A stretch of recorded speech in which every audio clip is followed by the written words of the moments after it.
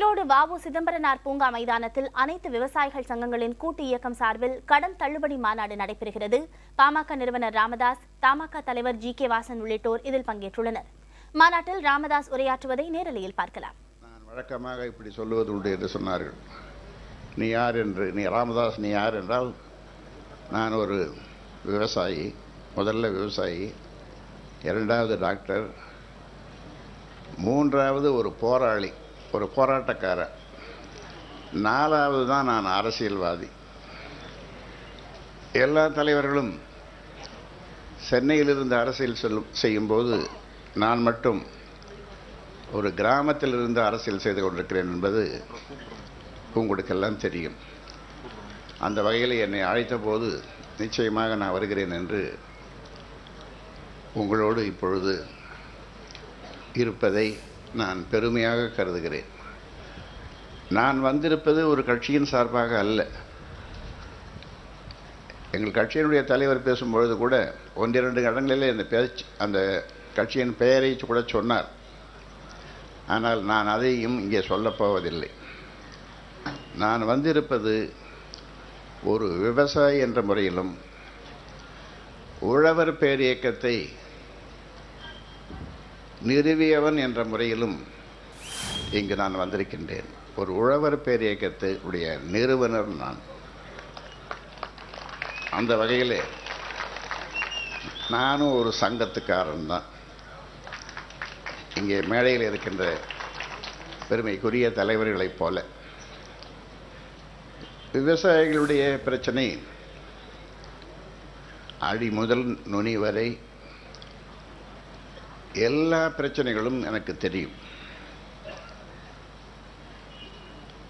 ஆனால் தீர்வு என்று வரும்பொழுது அந்த தீர்வுக்கு விடை காண வேண்டியது இந்த மாநாடு தான். நிறைய பிரச்சனைகள், 16 கோரிக்கைகளை வைத்திருக்கிறோம். இன்னும் 22-30 கோரிக்கைகளை வைத்திருக்கிறோம். அதில் முக்கியமாக இங்கே இந்த மாநாடு கடன் விடுதலை, கடலிலிருந்து முதல்ல எங்களை விடுதலை செய் என்று அரசை கேட்கின்ற, மத்திய மாநில அரசுகளை கேட்கின்ற ஒரு விடுதலை மாநாடு. அந்த வகையிலே பல்வேறு தீர்மானங்களை, கோரிக்கைகளை நாம் வைத்திருந்தாலும் அதற்கு தீர்வு என்று வரும். தீர்வு காண வேண்டும். தீர்வு காண வேண்டும் என்று சொல்லும் பொழுது இப்பொழுது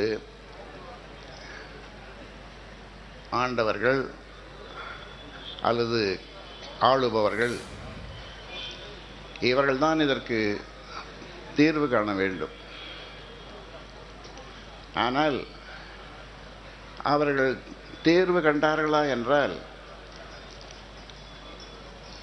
இங்கே இருக்கின்ற, மேடையில் இருக்கின்ற, எதிரில் இருக்கின்ற உங்கள் அனைவரையும் கேட்டால் இருவருமே தீர்வு காணவில்லை. பிரச்சனைகளை, கோரிக்கைகளை அதிகமாக்கிறார்களே என்றுதான் சொல்லுவார்கள். அதுதான் உண்மை. இதில் சொல்லப்பட்டிருக்கின்ற இந்த கோரிக்கைகள் சாதாரணமாக எப்பொழுதோ நிறைவேற்றி இருக்க வேண்டும். ஆனால் ஆட்சியில் இருந்தவர்களுக்கு இது பற்றியெல்லாம் கவலை இல்லை. இது பற்றியும் தெரியாது. அதனாலே தான் அவர்கள் தீர்வு காணவில்லை. இங்கே ஜி.கே. நாகராஜன் அவர்கள் பேசும்பொழுது தீர்வையும் சொன்னார். நம்முடைய தேவசிகாமணி அவர்கள் சொன்னார், என்ன அரசியலே பேசிட்டு வந்துட்ட அப்படின்னார். அவர் சொன்னார், நான் தீர்வை சொல்லிவிட்டு வந்திருக்கிறேன் என்று சொன்னார். தீர்வை சொல்லிவிட்டு வந்திருக்கிறேன் என்று சொன்னார். எத்தனை மாநாடுகள், ஒரு மாவட்டந்தோறும் ஒரு மாநாடுகள் போட்டாலும் இதே கோரிக்கைகள் தான். 32 மாவட்டங்களில் மாநாடு போட்டாலும் இதே கோரிக்கைகள் தான். தீர்வை யார் காண்பது? ஏனென்றால் இன்று நம்மிடையே